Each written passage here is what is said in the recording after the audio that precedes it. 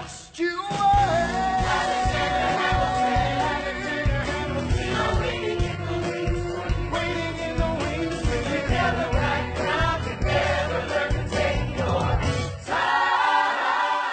I would ask people to recognize the connection between Hamilton and Nevis, the place where he was born.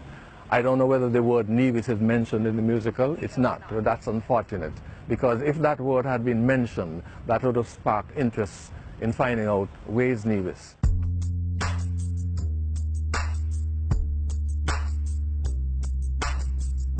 Welcome to the Nevis Historical and Conservation Society, along with the Alexander Hamilton Museum. Now, this entire property once belonged to Alexander Hamilton's family. How does a bastard orphan son of a whore and a Scotsman dropped in the middle of a forgotten spot in the Caribbean? The story about Hamilton's mom touched me because she's being perceived as a prostitute and a whore, and that was not the case. Hamilton's mom was previously married. Her ex-husband, he did not take care of his family's responsibilities. He was sort of a deadbeat. So Rachel left him. And when Rachel left him, he became bitter. He even had her imprisoned. And whatever he did in those divorce papers prevented her from legally being married to anybody.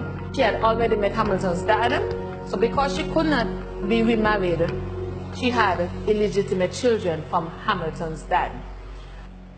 I think Alexander Hamilton, a lot of things that he saw as a child helped to shape him as an adult, because his family actually owned slaves here.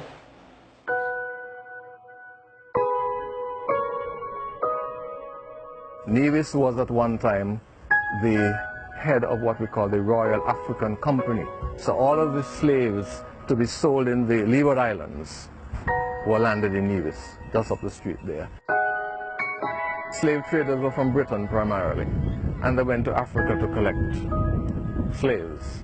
Some went to the United States, some came to the Caribbean. So it's all one story. So the American experience is not an isolated experience.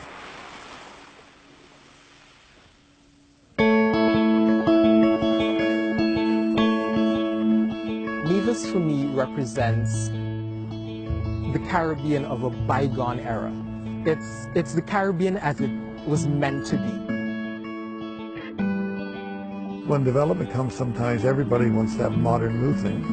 And many of the islands, the Caribbean islands, their towns have become, it looks like you're in South Beach, Miami. It's very modern construction, and people are proud of it. But it's not so much what we have, I think it's what we don't have. The simplicity way of life. We have seen many Americans who are shocked to find, like, they don't know that there's a place called St. Kitts Nevis, or they don't know there's a place called Martinique or Guadeloupe. Nevis has a very small population, just about 12,000 people, who are very hospitable, very warm, very friendly, very helpful, and we take pride in our island space, and we try to encourage persons to visit as often as they can, because as we say on Nevis, you're only a stranger here once.